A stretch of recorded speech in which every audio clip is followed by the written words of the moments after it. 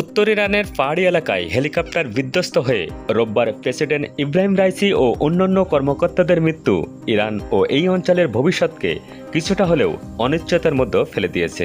اشاره‌ای می‌کنم به حادثه نگران کننده‌ای که امروز Iran যখন আন্তর্জাতিক রাজনীতিতে কঠোর পন্থা বেছে নিয়েছে এবং মধ্যপ্রাচ্যকে একটি আঞ্চলিক যুদ্ধের কিনারে নিয়ে যাওয়ার হুমকি দিয়ে যাচ্ছে, ঠিক এমন এক সময় এই দুর্ঘটনাকে ইরানের রাজনীতিতে একটি সংক্ষিপ্ত কিন্তু রূপান্তরমূলক যুগের উপসংহার বলা যেতে পারে। প্রায় ৩ বছরের ক্ষমতাকালে ইব্রাহিম রাইসি ইরানের আভ্যন্তরীণ রাজনৈতিক এবং সামাজিক নীতিকে আগের চেয়ে অনেক বেশি রক্ষণশীল জায়গায় নিয়ে যান। পূর্বসূরি হাসান রোহানির পর তিনি এই অঞ্চলে ইরানকে স্পষ্টভাবে যুক্তরাষ্ট্রের প্রতিপক্ষের ভূমিকায় ঠেলে দেন।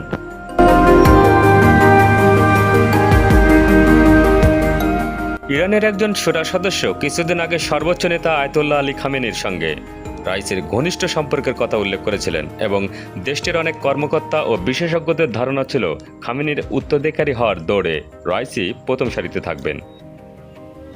2018 সালের তৎকালীন ট্রাম্প সরকার ইরান চুক্তি থেকে বেরিয়ে যাওয়ার 3 বছর পর গদিতে বসে রাইসি ক্রমাগত ইরানের ইউরেনিয়াম সমৃদ্ধিকরণে গতি বাড়িয়েছিলেন এবং ইরান চুক্তি নিয়ে পশ্চিমের সঙ্গে আলোচনার গতি কমিয়ে দিয়েছিলেন। রাইসির অধীনস্থ ইরান সরকার ইউক্রেন যুদ্ধে রাশিয়াকে অকুণ্ঠ সমর্থন দিয়েছে এবং রাশিয়াকে সায়েদ নামের আত্মঘাতী ড্রোন এবং প্রচুর গোলাবারুদ দিয়েছে। এখন রাইসির মৃত্যুজনিত আগাম নির্বাচনকে ঘিরে শাসক শ্রেণীর শীর্ষের দলাদলি ও রেষারেষির আশঙ্কা আছে।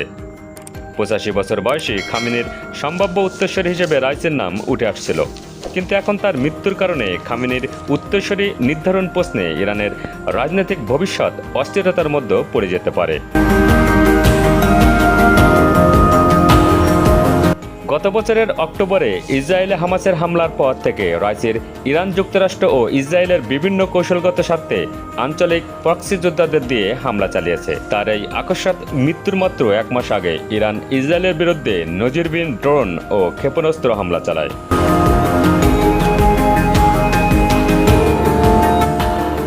বিশেষজ্ঞরা বলছেন, পশ্চিমদের সম্পর্কে ইরানের গ্রহণ করা নীতি এবং কৌশল সম্পর্কে রাইসি তার দেশের রাজনৈতিক ও ধর্মীয় নেতাদের মধ্যে যে শক্ত সংহতি স্থাপন করে গেছেন, তাতে মনে হচ্ছে তার জায়গা কে প্রেসিডেন্ট হবে সেটি বড় বিষয় হিসেবে থাকছে না, কারণ প্রেসিডেন্টের গতিতে এখন যেই বসুক না কেন ইরানে রাইসির অনুসৃত নীতির কোনো বদল হবে না।